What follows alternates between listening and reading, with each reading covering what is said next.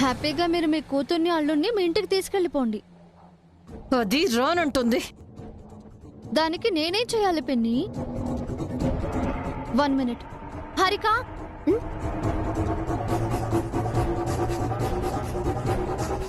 మీ అమ్మ కాల్ చేసింది హారిక. నువ్వు మీ ఇంటికి వెళ్తానన్నావంట కదా, అందుకు కారణం నేనేనని నన్ను బ్లేమ్ చేస్తుంది. ఒకసారి నువ్వు మాట్లాడు. మళ్ళీ వసుకకి ఎందుకు కాల్ చేసావు మామ్? అది నిన్ను ఏదో మాయ చేసిందే. నాన్న, ఎవ్వరూ ఏమీ చేయలేదు. నువ్వు మళ్ళీ కాల్ చేయకు. అది కాదు బేబీ, నా మాట విను. ఇక్కడ మీకు స్వర్గాన్ని ఇస్తాను. నేనున్నదే స్వర్గంలో. Okay, bye baby.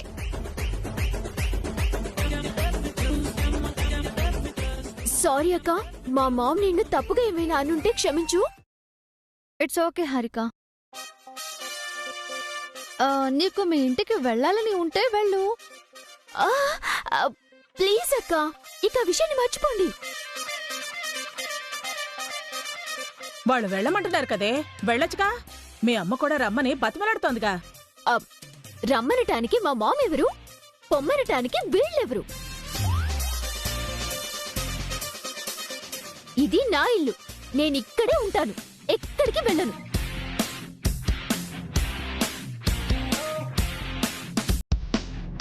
అది కాదే. మీరు వెళ్ళాలనుకుంటే మీరు వెళ్ళండి ఆంటీ. వెళ్ళి మా మామ్తో ఉండండి. నేనెందుకు వెళతానే? మరి నేనెందుకు వెళ్ళాలి? నేను ఎక్కడికి వెళ్ళను, వెళ్ళను కాక వెళ్ళను.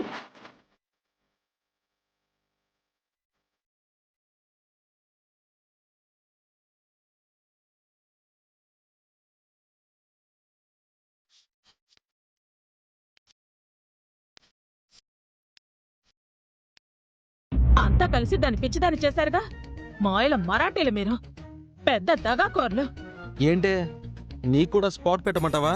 వృద్ధాశ్రమంకు వెళ్ళాలంటే చెప్పు, పంపించేస్తాం. వృద్ధాశ్రమం ఏంటి?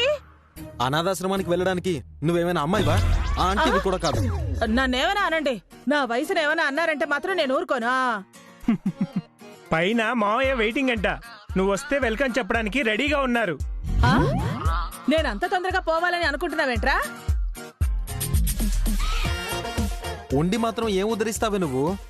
అయినా అంత తొందరగా నువ్వెందుకు పోతావే? హారికను చెడగొట్టినందుకు నీకు స్ట్రాంగ్ పనిష్మెంట్ ఉంటుంది, చెప్తా నీ సంగతి. నువ్వు నన్నేం చెయ్యలేవురా.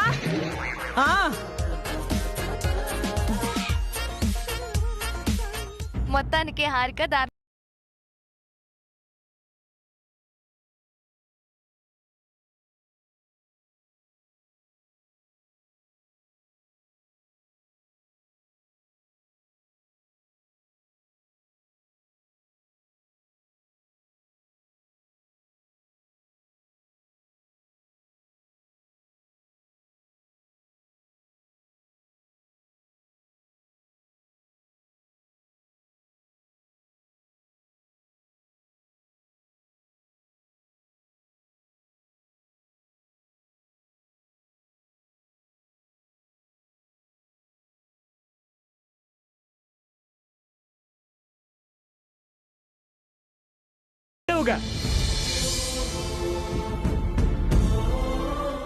వదిలిద్దరికి థ్యాంక్స్.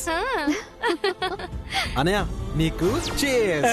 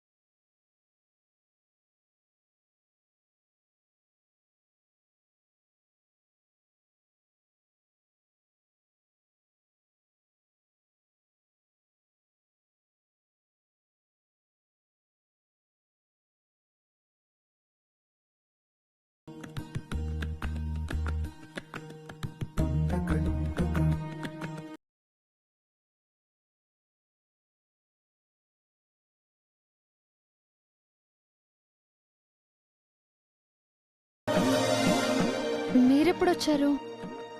మీరు సాంగ్ స్టార్ట్ చేసినప్పుడు.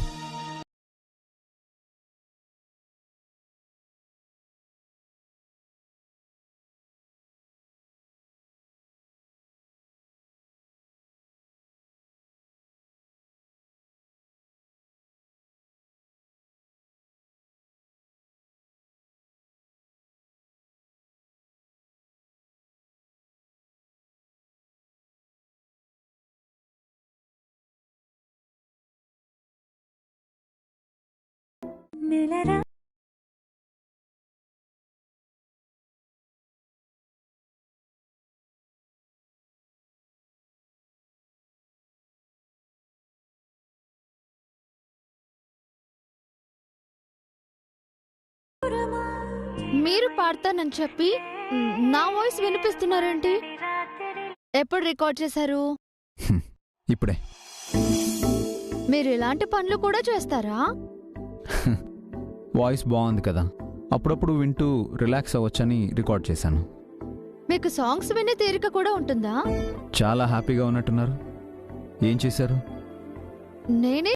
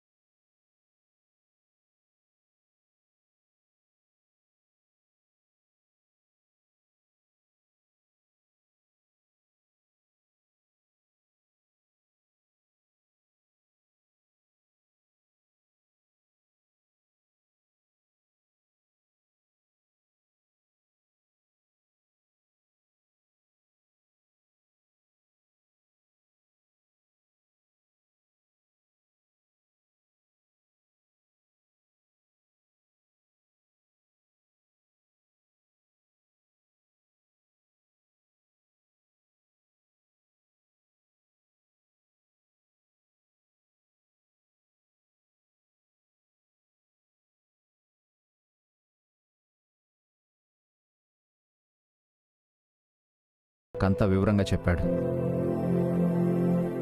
అలాగే మీరు చేసిన హెల్ప్ గురించి కూడా చెప్పాడు. ఇంత మంచి విషయం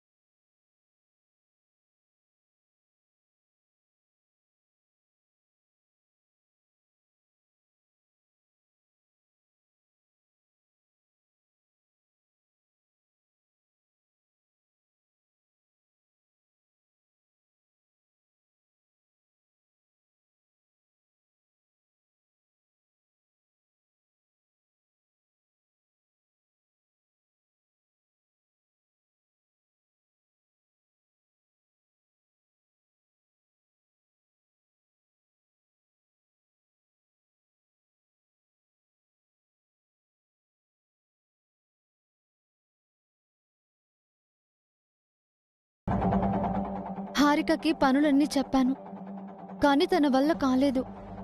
దాంతో తప్పనిసరి రివర్స్ ప్లాన్ చేశాం. హారిక దారికొచ్చింది.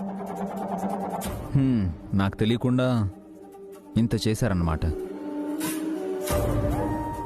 మీకు చెప్తే విషయం సీరియస్ అవుతుందని భయపడ్డాను.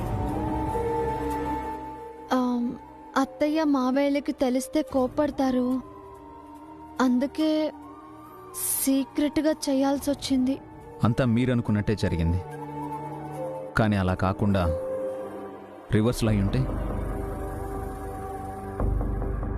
నాకు హారికపై నమ్మకం ఉందండి. తను అఖిల్ని ప్రేమించి పెళ్లి చేసుకుంది. అంత ఈజీగా వదులుకోలేదు. ఇంటి నుంచి బయటికి వెళ్ళిపోతే అఖిల్ తనకి దూరం అవుతాడన్న భయాన్ని హారికలో పుట్టించాను. తన ప్రేమ గెలిచింది. మనుషులపై మీకు ఎంత నమ్మకం అండి?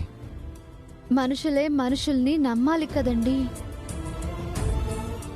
ఎంతైనా అఖిల్ నా మరిది, హారిక నా చెల్లెలు. వాళ్ళు విడిపోతాను అంటే నేనెలా ఊరుకుంటాను? మన కుటుంబం సంతోషంగా ఒక్కటిగా కలిసి ఉండాలన్నదే కదా అత్తయ్య మావయ్య కోరిక. దానికోసం నేను ఏమైనా చేస్తానండి. ఓహో, రేపు మీరు నేను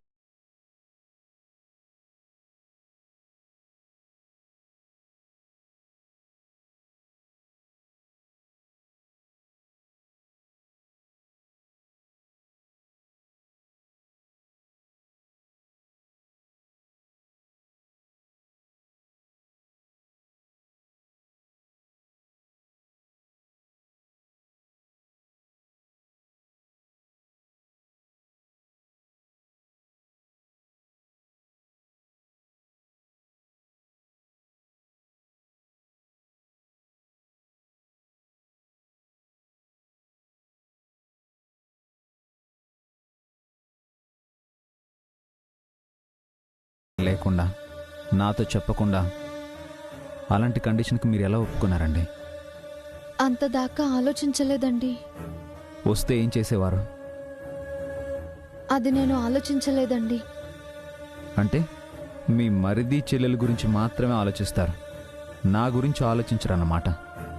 ఆ, అయ్యో అలా అని కాదండి. ఇంకెప్పుడు ఇలాంటి కండిషన్స్ ఒప్పుకోకండి.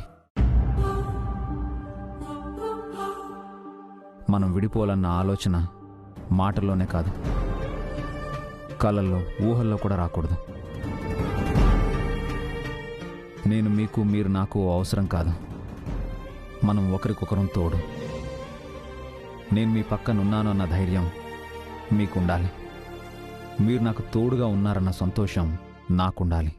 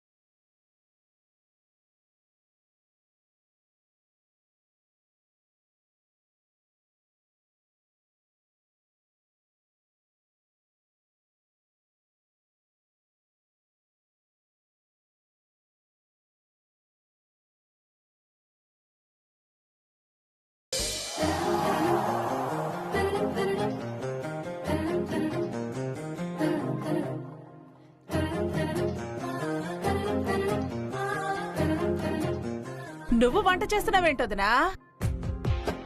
ఏ నేను చేయకూడదా? మేముండగా మీరు చేయడం ఏంటత్తయ్యా? ఎప్పుడూ మీరే వంట చేస్తారా? అప్పుడప్పుడు నన్ను కూడా వంట చేయనివ్వండి. మీకెందుకు అత్తయ్య శ్రమ?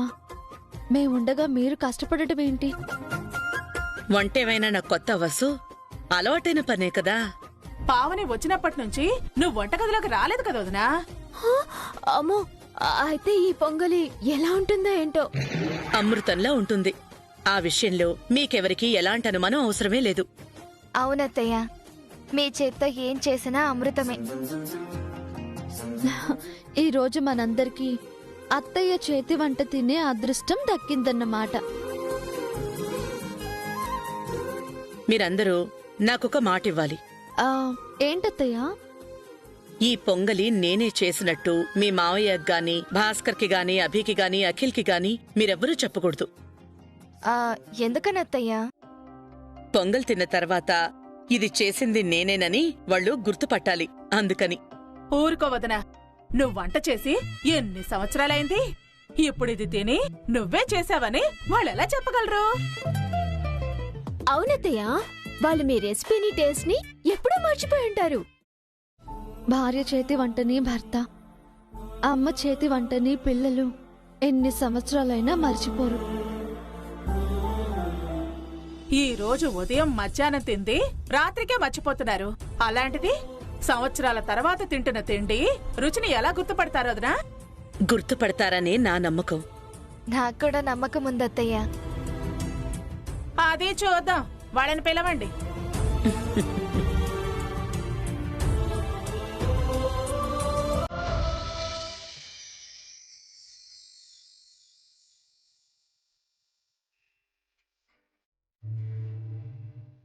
వడ్డించు వసు.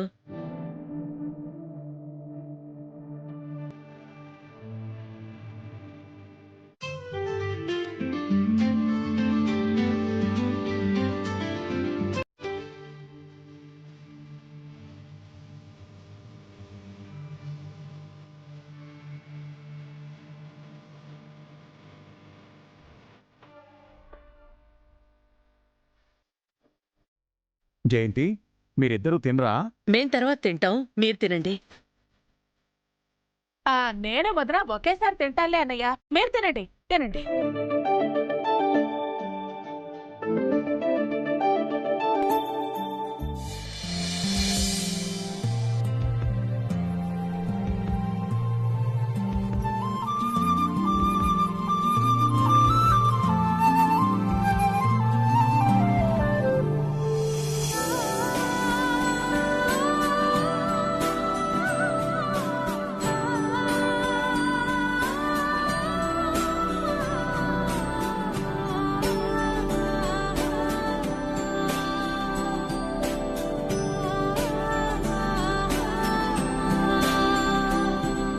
అమ్మా, ఈరోజు పొంగల్ నువ్వే చేసావు కదా?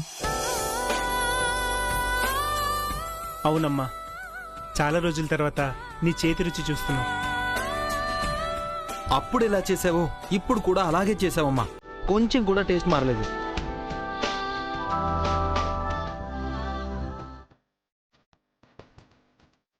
అందరూ చెప్తున్నారు కానీ అన్నయ్య మాత్రం చెప్పట్లేదేంటోదినా? మావి గారు, ఈ పొంగలి అత్తయ్య గారు చేసినట్టు మీకు అనిపించట్లేదా? అబే, ఇంత టేస్టీగా మీ అత్తయ్య ఎక్కడ చేస్తుందమ్మా?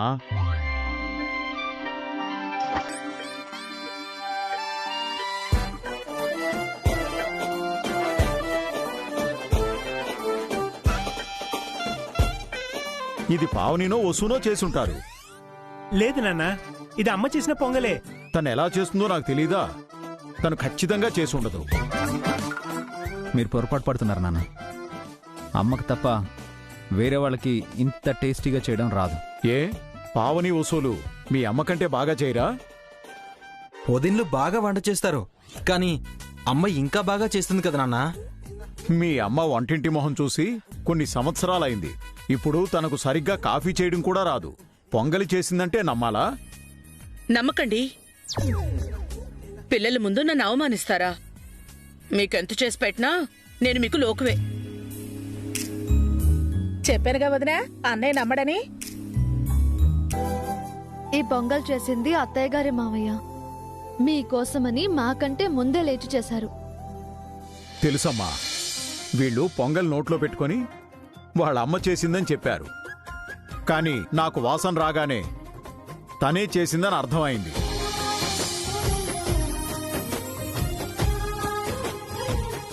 మరెందుకు ముందుగానే చెప్పలేదు? నిన్ను కాసేపు ఆట పట్టిద్దాం అనుకున్నాను. అప్పటికీ ఇప్పటికీ మా మీద నీకు ఏమాత్రం ప్రేమ తగ్గలేదు జయంతి. మళ్ళీ మన పాత రోజుల్ని గుర్తు చేశావు. Thank you.